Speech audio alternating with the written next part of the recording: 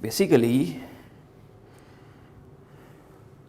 पहले तो ये क्वेश्चन समझना जरूरी है कि लास्ट पार्ट में आखिर ये पूछ क्या रहा है। डी पार्ट 7.33 का डी पार्ट ये बोल रहा है show that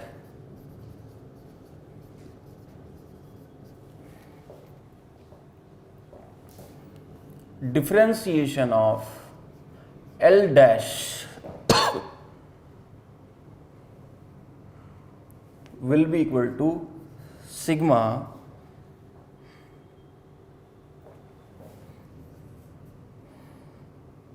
Ri dash cross dP dash Pi dash by dt। पहले तो ये शो करना है and further also show that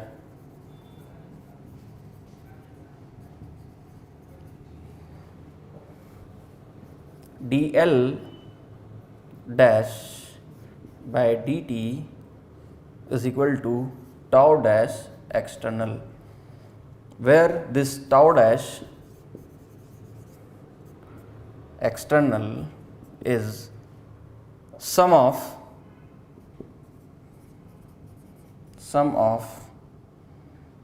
all external torques acting on the system about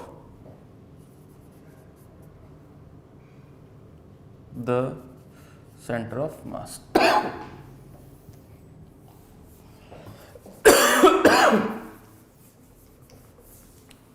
चलिए, तो ये दो पार्ट है, ये इसका पहला पार्ट है, ये दूसरा पार्ट है। अभी तक आप बहुत सारे टर्म से फेमिलियर हो चुके होंगे कि अब हमें क्या करना है। बेसिकली पहले पार्ट का सॉल्यूशन, हमें डिफरेंशिएट करना है उस टर्म को L डैश को और उसको इसके बराबर प्रूव करना है। स्टार्टिंग पॉइंट तो हम L डैश से ही करेंगे। याद करो L डैश था क्या? L dash was the angular momentum with respect to centre of mass, यानी L की बेसिक डेफिनेशन होती है R क्रॉस P, तो L डैश की डेफिनेशन क्या होगी? R dash cross P dash. लेकिन यहाँ पे एक पार्टिकल नहीं, मल्टीपल पार्टिकल है, तो ये क्या होगा? I और इसका सिग्मा। ठीक, हमें इसको डिफरेंशिएट करना है।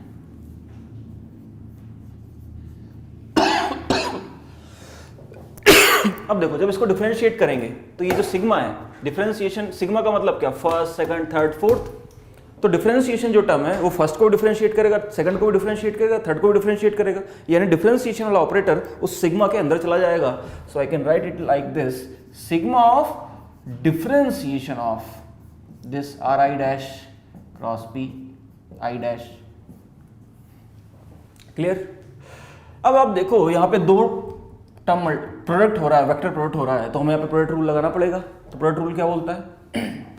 हमें प्रोडक्ट रूल पता है, एफ जी, दो फंक्शन है इनका डिफरेंशिएशन करो तो ये हो जाएगा एफ डैश जी प्लस जी डैश एफ। तो दोनों के बीच में अगर क्रॉस प्रोडक्ट है दो वेक्टर्स के बीच में, तो भी क्या हो जाएगा? F dash G, F dash cross G plus G dash cross F. तो वही यहाँ लगाएंगे। So this will be equal to sigma, पहले इसको डिफरेंशिएट किया तो differentiation of R I dash by D T, इसके साथ क्रॉस पी आई डैश। याद करो सिग्मा सबसे बाहर है, अभी डिफरेंशिएशन ऑपरेटर इस वेक्टर प्रोडक्ट के अंदर जा रहा है, प्लस अब अंदर डिफरेंशिएट करेंगे तो ये क्या आ जाएगा? This will B are I dash cross D P dash by D T. अब जरा देखो, D R by D T, D R by D T क्या होता है? वी होता है ना यार, तो are I by D T क्या होगा? वी आई होगा। तो ये क्या लिखा हुआ है? ये तो वेलोसिटी लिखा हुआ है, तो आप इसको लिख सकते हो, will be equal to sigma V I dash, ये सब डैश में याद रखना क्योंकि सब विद रिस्पेक्ट टू वो है, तो वी आई डैश क्रॉस ये जो P है, P को भी क्या लिख सकता हूँ मैं, M इंटू वी आई। अब पी आई है तो ये क्या हो जाएगा, M I into V I. So this is V I into M I into M I, ये सिग्मा बाहर है, plus R I dash cross D P I dash by D T. अब आप क्लियरली आप देख पा रहे होंगे यहाँ पे कि सेम वेक्टर का क्रॉस प्रोडक्ट हमेशा क्या होता है, ए क्रॉस ए जीरो होता है, क्योंकि उनके बीच में एंगल जीरो है। तो ये वाला टर्म क्या हो गया, जीरो। सो ये जो टर्म बन गया हमारा, क्या बन गया जरा देखिए, सिग्मा भी बाहर है, सेकंड ये एक टर्म कैंसिल हो गया, डिफरेंशिएशन का दूसरा टर्म बस बचा। तो अगर मैं इसको लिखूँ तो ये बन जाएगा sigma R I dash cross D P I by D T. देखिए जरा, क्या यही प्रूव करना था हमें, D L dash by D T में। देखिए जरा, क्या यही प्रूव करना था हमें, D L dash by D T. Obviously बात है, ये जो एल है ये वेक्टर है, कैपिटल में लिखो चाहे वेक्टर लगा साइन लगा दो, एक ही मतलब है। बुक्स में जब भी कोई लेटर कैपिटल लेटर में लिखा हुआ है तो that is, it means that is a vector. Capital bold letters, capital letter नहीं, कैपिटल बोल्ड लेटर्स। तो दिख रहा है आपका, या आपने प्रूफ कर दिया, D L dash will be equal to R I dash cross D P I. मतलब सिंपल सिंपल मैथमेटिक्स, याद भी रखना है। ये क्या है, अगर मैं angular momentum with respect to centre of mass, rate of change of angular momentum with respect to centre of mass निकालूं तो मेरा ये एक्सप्रेशन आएगा, सिंपल एनालिसिस। अब इसके सेकंड पार्ट में चलते हैं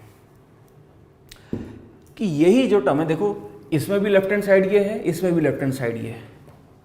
अब मुझे प्रूफ करना है यहां से यहां, मतलब कि ये जो टर्म है ये एक्चुअली में कुछ नहीं है, this is net external torque with respect to centre of mass. तो यहां पे जो आपसे इसने पूछा है, ये टॉर्क डैश है, sum of all the torques acting on the system about centre of mass.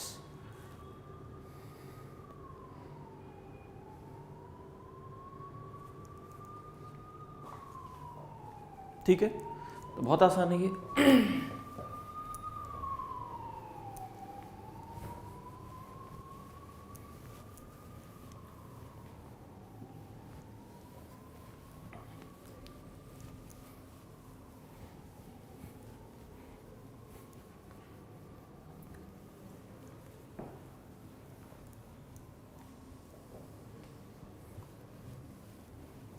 So in second part,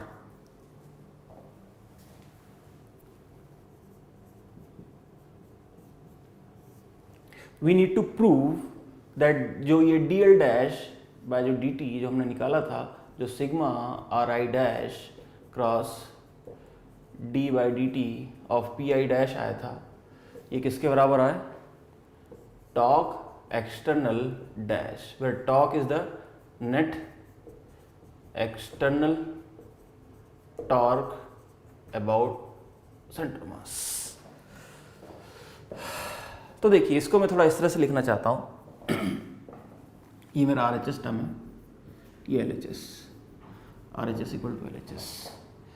so let me deal with this terms, let me take this term R H S, जो term है मेरा वो किसके बराबर आया, sigma R I dash cross D P I dash D P I dash by D T. Let me call this equation 1। याद करो Newton second law क्या बोलता है,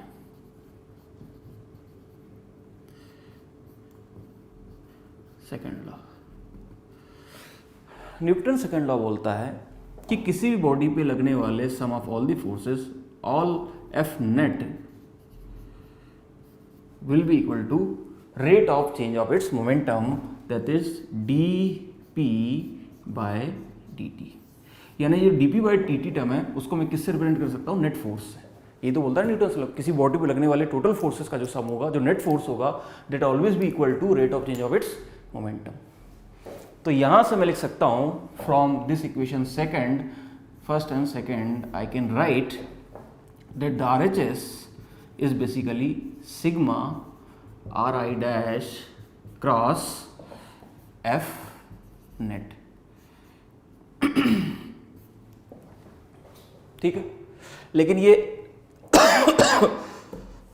जो एफ नेट है, जो नेट फोर्सेस हैं उस बॉडी पे लग रहे होंगे, वो कौन से होंगे भाई? कुछ फोर्सेस तो ये सिग्मा है ना, तो ये एफ नेट किस पे लग रहा है? पूरी बॉडी पे या सिर्फ उस फर्स्ट पार्टिकल पे? डेफिनेटली ये जो एफ नेट है, ये भी मुझे क्या लिखना चाहिए? F net I, net forces acting on ith particle. अब जो ith, अगर मैं ith पार्टिकल की बात करूं तो ith पार्टिकल पे बाहर के फोर्सेस भी लग सकते हैं, क्योंकि उस बॉडी में बहुत सारे पॉइंट है, हर पॉइंट पे किसी भी पॉइंट पे फोर्स लग सकता है एक्सटर्नल, प्लस वो बॉडी के जो पॉइंट है वो आपस में कनेक्टेड है, तो उनके एक इंटरनल फोर्सेस भी लग रहे होंगे भाई। एक अगर मैं एक पॉइंट के लिए एक्सटर्नल फोर्स की बात करूं तो उसके लिए एक जो दूसरे पॉइंट्स हैं उनका फोर्स भी एक्सटर्नल फोर्स कहलाया ना, प्लस जो आप पूरी बॉडी बाउंड्री के अलावा जो एक दूसरे सिस्टम से फोर्स लगा रहे हो वो भी एक फोर्स होगा। So let me categorize these forces into external and internal. ये जो एफ नेट है जो उस ith पार्टिकल पे लग रहा है, इसको मैं दो फोर्सेज में कैटेगराइज कर रहा हूं। एक तो वो फोर्सेज हैं जो अपने ही पार्टिकल से लग रहा है सिस्टम के, let me call them as internal force, and वो फोर्सेज जो अपने सिस्टम ऑफ पार्टिकल नहीं, किसी दूसरे एक्सटर्नल सिस्टम से फोर्स लग रहा है, late me call them external.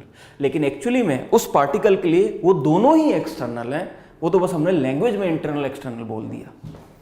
तो I can write this F net as F external on ith plus F internal on ith। Clear? तो आप यहां से लिख सकते हो, जब इसको ब्रेक करोगे आप तो ये क्या हो जाएगा? Sigma R I dash position vector with respect to centre of mass cross F external ith plus sigma R I dash cross F internal ith। अब एफ इंटरनल जो फोर्स है इसमें मैं आई नहीं लिखना चाहिए मुझे, इसमें मुझे क्या लिखना चाहिए? आई, जो अभी आई लिख देता हूं, अभी मैं इसको एक्सपेंड भी करूंगा। ये जो एफ ये जो टर्म है एफ एक्सटर्नल ith, इसका मतलब है external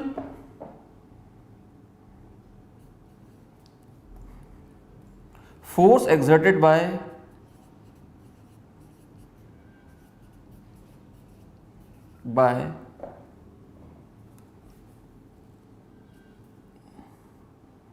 external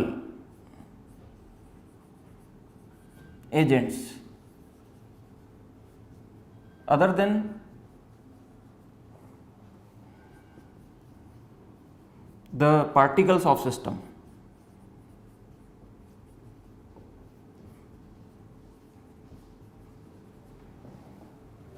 on ith particle. ठीक, इसको मैं इधर मिटा रहा हूं। हमको तो पता ही प्रूफ क्या करना है।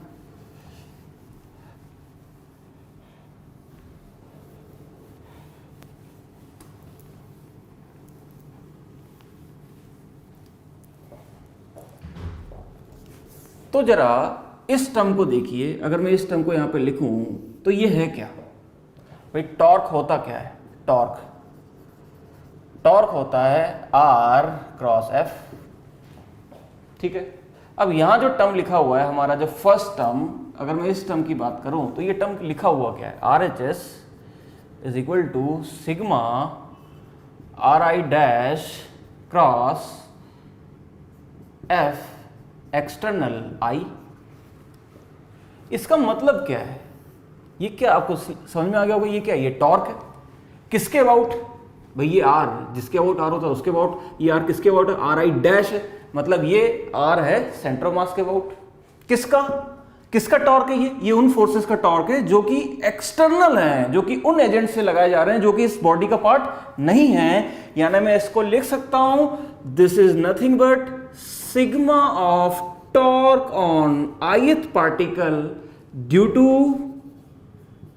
To external agents. ये आयत का होगा, ऐसे सेकंड का होगा, ऐसे थर्ड का होगा, ऐसे फोर्थ का होगा, ऐसे सबका कर दूंगा तो मेरे पास ये टोटल आ जाएगा। लेकिन इसके साथ एक एक्स्ट्रा टर्म और है हमारे पास, ये इंटरनल फोर्सेस का टॉर्क, ये भी लिखना पड़ेगा। अब इंटरनल जो फोर्सेस हैं ith पार्टिकल पे, उस पे तो बहुत सारे पार्टिकल फोर्स लगा सकते हैं इंटरनली, वो तो मल्टीपल पॉइंट से कनेक्टेड है। तो इंटरनल फोर्सेस को मैं ब्रेक कर मतलब लिख सकता हूं, हो सकता है उस पर 10 लगा रहा हूं, हो सकता है 50 लगा रहा हूं, लेकिन उस पार्टिकल की जो पोजीशन है वो हमेशा सेंटर ऑफ मास के रिस्पेक्ट में आर आई रहेगी, और वो क्योंकि पॉइंट है तो उसकी डायमेंशन लिखने की हमें टेंशन लेने की जरूरत है नहीं। तो एफ इंटरनल को मैं लिख सकता हूं plus sigma R I cross, फिर से एक सिग्मा लगा रहा हूं क्योंकि ये जो एफ इंटरनल है ये कोई एक फोर्स नहीं है, उस एक जो पॉइंट के ऊपर जो इंटरनली मल्टीपल पॉइंट्स फोर्स लगा रहे होंगे। So let me call them as in general F I G. यहां पे सिग्मा हो रहा है आई के ऊपर, यहां पे सिग्मा हो रहा है जे के ऊपर। क्लियर हुआ ये चीज? अच्छा, अब जब मैं इनका सिग्मा करूंगा तो जब मैं टोटल सिग्मा करूंगा, मैं यहां से ये टर्म मिटा रहा हूं, ये आपको समझ में आ गया है इतना?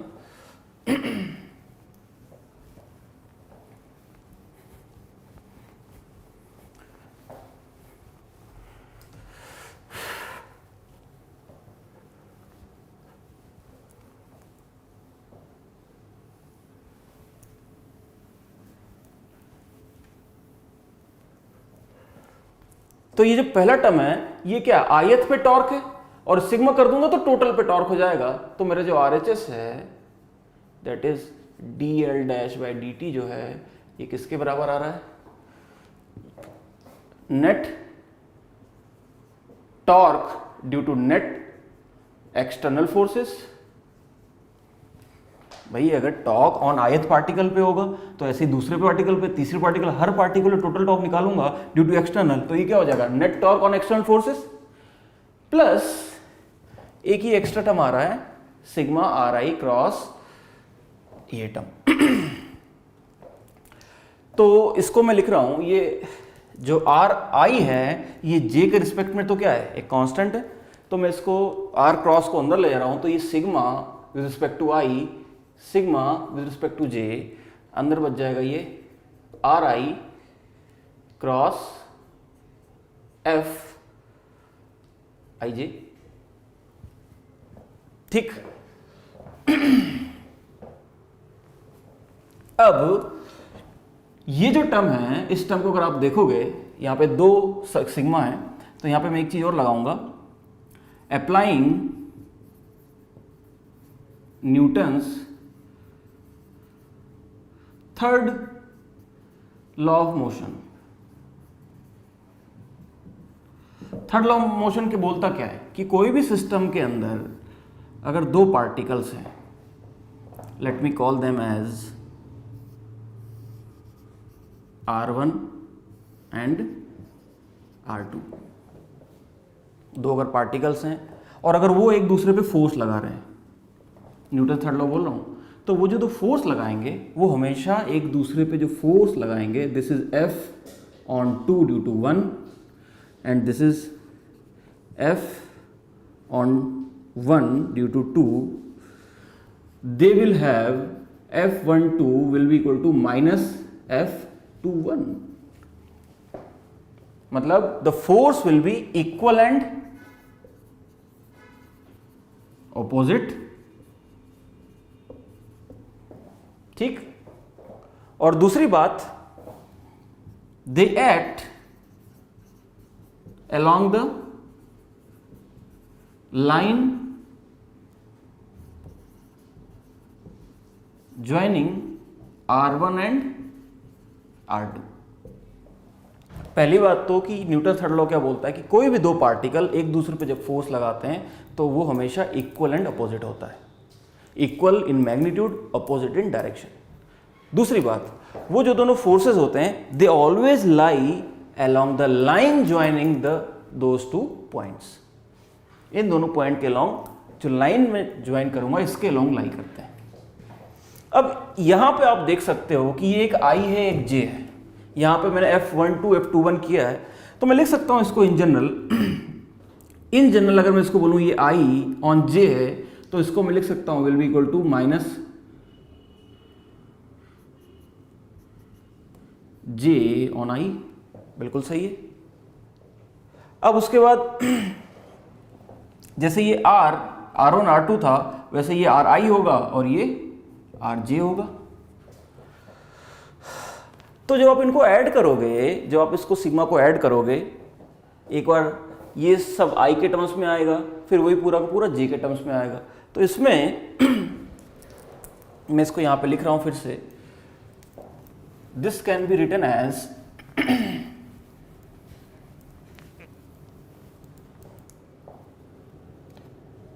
dl dash by dt can be written as net external torque about center of mass plus sigma ij। तो आप इसको लिख सकते हो कुछ इस तरह से, सिग्मा ऑफ आई अंदर बचेगा are I cross F I1 plus F I2 plus F I3 जे है ना भाई, अप टू जितने भी पार्टिकल लग रहे होंगे फोर्सेस। ठीक, इसको जब मैं ओपन करूंगा, अब ये प्लस इसको एज इट इज रहने देते हैं, अब मैं बस इस टर्म को ओपन कर रहा हूं।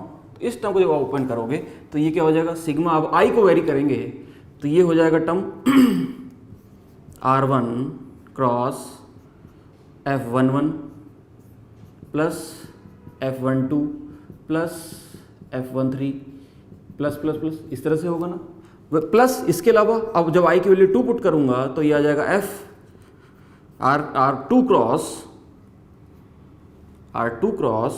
F21 plus F22 plus F23 plus plus plus. इस तरह से ये इन जनरल यहाँ पे भी हमारे पास एक सीरीज बन जाएगी जो कि आ जाएगी इन जनरल। चलो इन जनरली हम ऐसे ही लिख देते हैं, ये भी एन टर्म्स, उधर भी इधर भी एन टर्म्स। अब देखो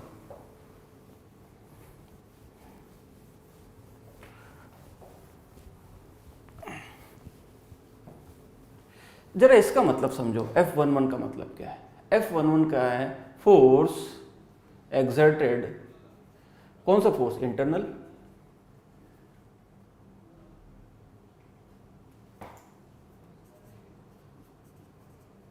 बाय 1 ऑन 1, भाई 1 खुद के ऊपर जो फोर्स लगाएंगे तो वैसे भी काउंट नहीं होगा, यानी जो F11 है ये तो क्या होगा 0, वैसे ही जो F ये 22 है ये भी क्या होगा 0, वैसे जो यहाँ पे नीचे F33 आएगा वो भी क्या होगा 0।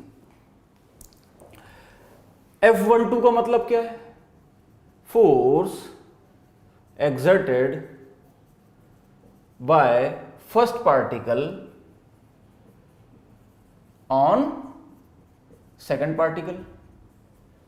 और अभी हमने प्रूव किया न्यूटन थर्ड लॉ से कि ये जो फोर्स होगा ये इक्वलेंट अपोजिट होगा, यानी F12 will be equal to F21 with minus sign.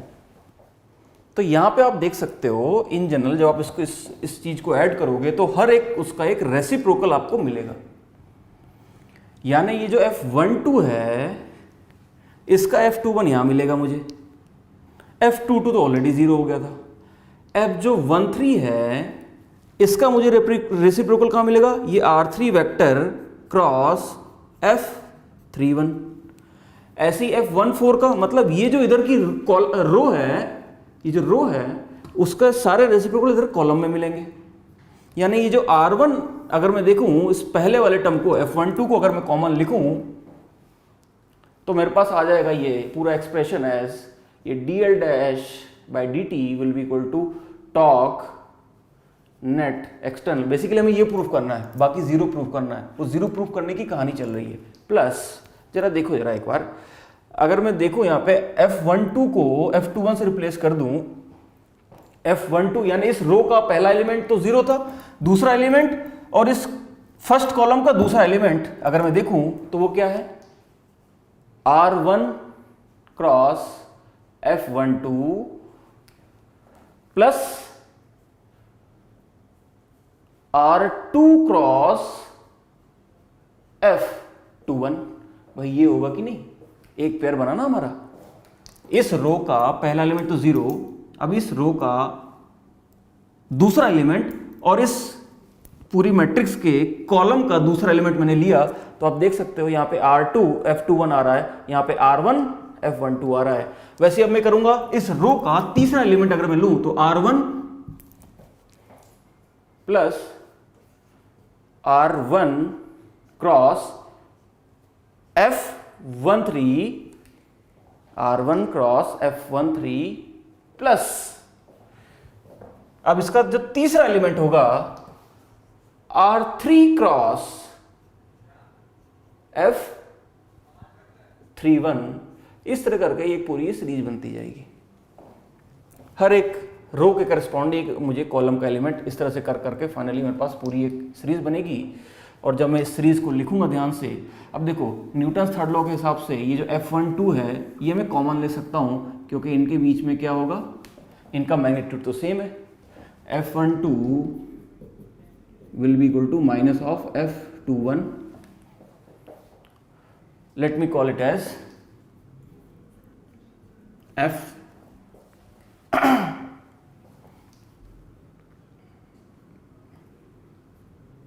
mod F12।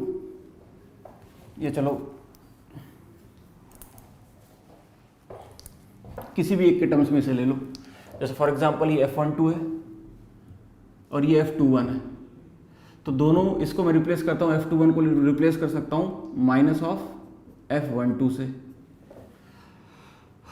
वैसे यहाँ पे F13 है, F31 है, तो इस F31 को मैं रिप्लेस कर सकता हूँ 13 से ही, बट विथ माइनस साइन। ऐसे ही मैं पूरे में कर पाऊंगा। तो ये जो टर्म है ये F12 कॉमन आ जाएगा, जरा देखो जरा एक बार, ये कॉमन आया तो ये क्या बच गया, ये बच गया R1 माइनस R2 क्रॉस, ये दोनों differently dash with respect to centre of mass है, F12।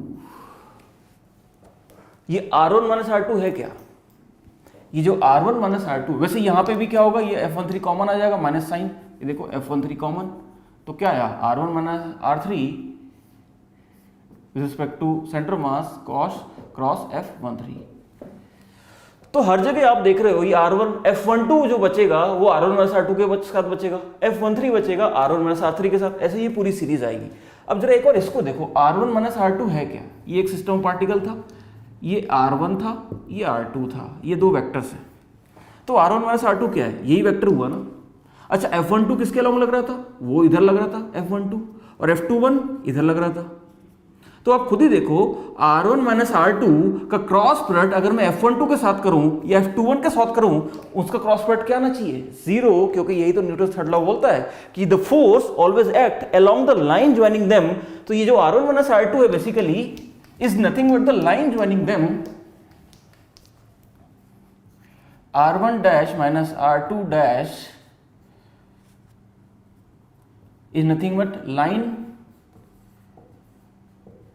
joining R1 particle 1 and 2, 1 and 2, and the forces between them, that is F21 and F12, will also be parallel or anti-parallel to R2 minus R1। और आप खुद ही जानते हैं दो vectors अगर parallel हैं या एंटी पैरेलल हैं तो उनका क्रॉस प्रोडक्ट हमेशा क्या होगा, 0 होगा। तो ये टर्म भी 0, ये टर्म भी 0, इस सीरीज के सारे term 0। So hence we have proved basically कि dl dash by dt यानी rate of change of angular momentum with respect to centre of mass will be equal to net external torque about center of mass। ये हमें proof करना था, ये last question था, proved।